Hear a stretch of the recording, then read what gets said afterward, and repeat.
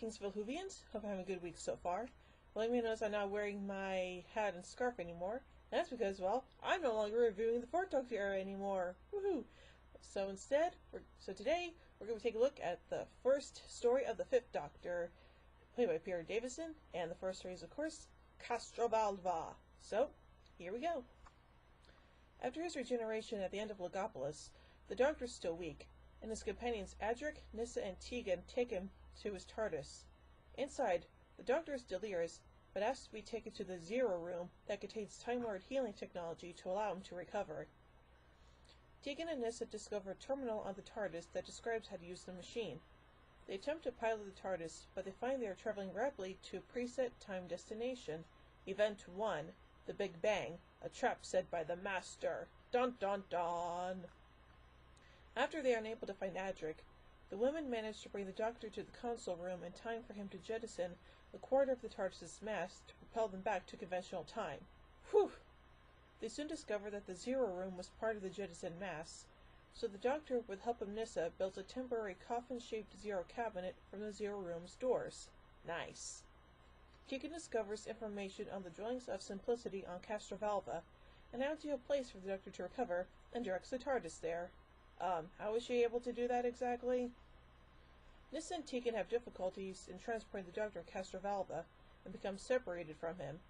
The Doctor is captured by warriors protecting the dwellings, while the women are forced to climb a rocky cliff to reach his entrance.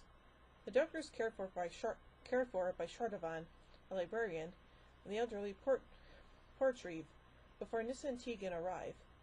After a night's sleep, they discover strange aspects of the dwellings.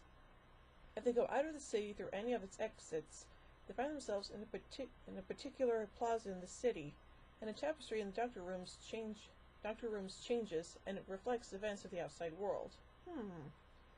The Doctor understands that they are trapped in a recursive occlusion, and the dwellings are fake.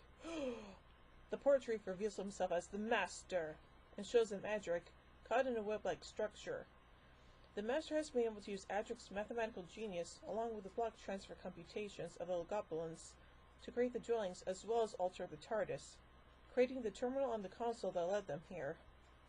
Realizing the true nature of Castrovalva's reality, Shardavan swings from a chandelier into the web and destroys it, freeing Adric and causing the reality of the dwellings to fall apart. Seeing all is lost, the Master flees to his TARDIS, which was disguised as a fireplace. The Doctor and his companions flee from the city. The Master appears to be trapped and is unable to escape as the city collapses in on itself. Well, that's not good. As the time travelers return to the TARDIS, the Doctor indicates that he is fully recovered from his regeneration ordeal. And thank goodness for that, otherwise we have a pretty crazy Doctor for all these other episodes. Of course, again, his next incarnation will be a little cuckoo, but that's not for me to judge. Anyway, let's get some continuity, production, and outside references here. While he is disoriented, the Doctor addresses Adric as Brigadier and Jamie, Tegan as Vicky and Joe, mentioning the Ice Warriors and K9 as if they were in the vicinity, as well as adopting mannerisms or figures of speech characteristic of his 4 previous incarnations. The working title for the story was The Visitor.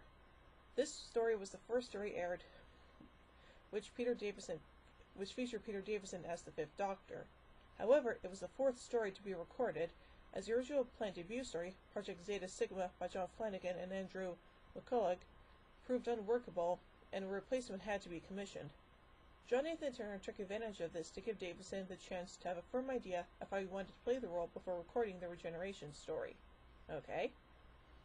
Part 1 of the story is notable for being the first episode of Doctor Who history to credit the title character as the Doctor, rather than Doctor Who. The credit will remain as the Doctor until the series cancellation in 1989, at the end of season 26. In the 1996 TV film, no credit was actually given for the 8th Doctor, although the 7th Doctor was called the Old Doctor in the on-screen credits. For the first season of the 2005 revival, the credit reverted to Doctor Who. The title became The Doctor again in the Christmas Invasion, at the request of new star David Tennant.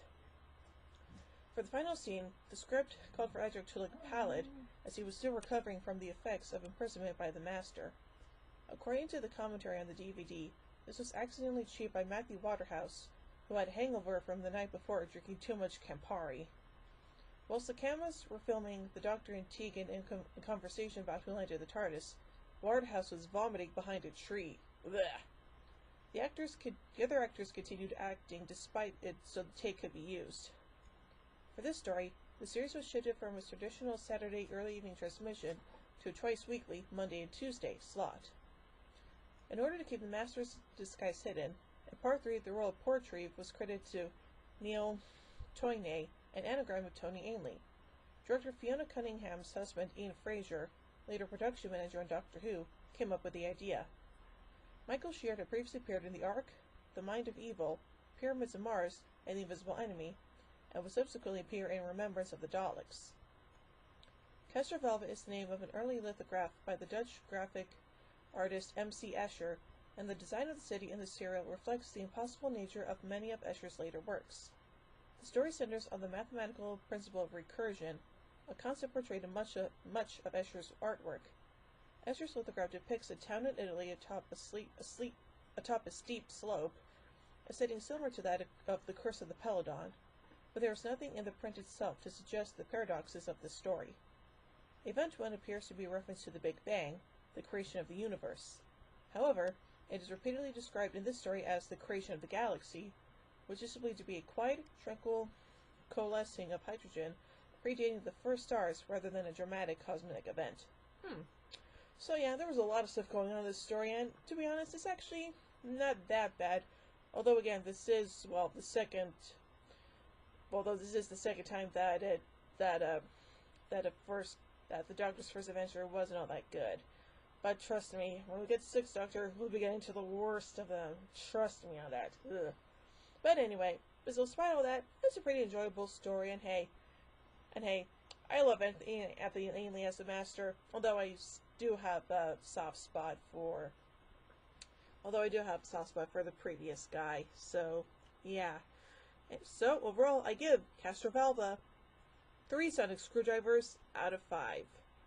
So join me next week as we take a look at Four to Doomsday. So until then, this is Hooving Queen saying, "Oh my giddy aunt! When I say run, run! I've a superlative neutron flow. Which one can chili, baby? Fantastic! Allons-y! Geronimo!" Bow ties are cool, fezzes are cool, and Stetsons are cool.